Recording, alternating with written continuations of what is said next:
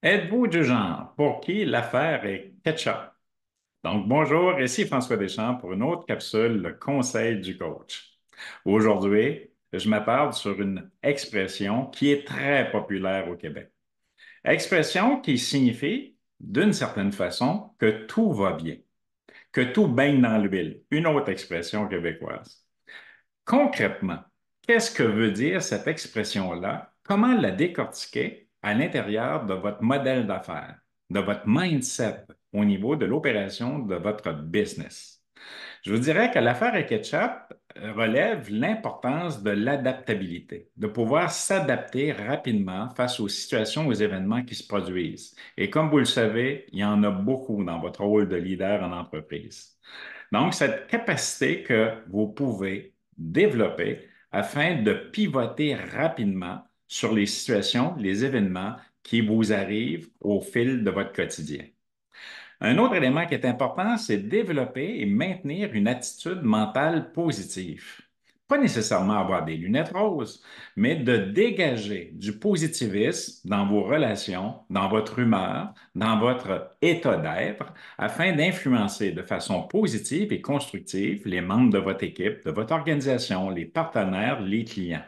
Donc, de développer et de laisser émerger chez vous une énergie positive qui va contaminer votre environnement de bonne façon.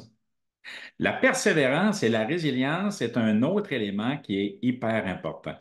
Vous savez, la vie en affaires, c'est pas un long fleuve tranquille. Il va arriver une multitude d'événements, de situations qui vont venir nous impacter.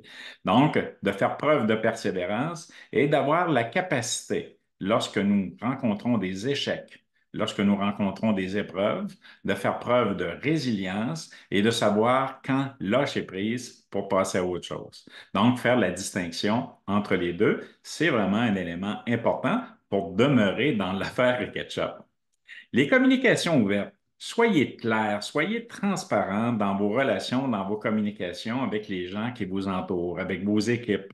Donc, c'est un élément qui est important, qui va éviter d'avoir des situations conflictuelles qui puissent se présenter, des malentendus et qui va générer une perte de temps, de la frustration et une énergie qui va être plutôt négative que positive.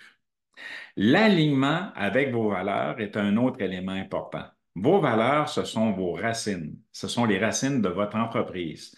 Donc, lorsque vous travaillez en accord avec vos valeurs, ce qui est immensément important va vous permettre de garder l'alignement, de garder le focus sur les activités, sur les relations à maintenir ou à ne pas maintenir afin de garder l'équilibre dans l'ensemble des sphères de votre vie professionnelle et personnelle. Donc, adopter une attitude mentale positive, l'affaire devient ketchup en adoptant également les autres points que je vous ai mentionnés. Merci beaucoup de votre attention. Juste sous cette vidéo, laissez-moi vos commentaires, vos appréciations. C'est toujours bien reçu de ma part.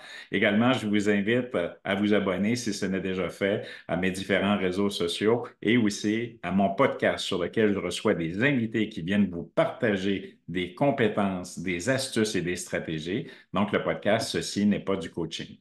Merci et à très bientôt pour une autre capsule, le conseil du coach. Au revoir.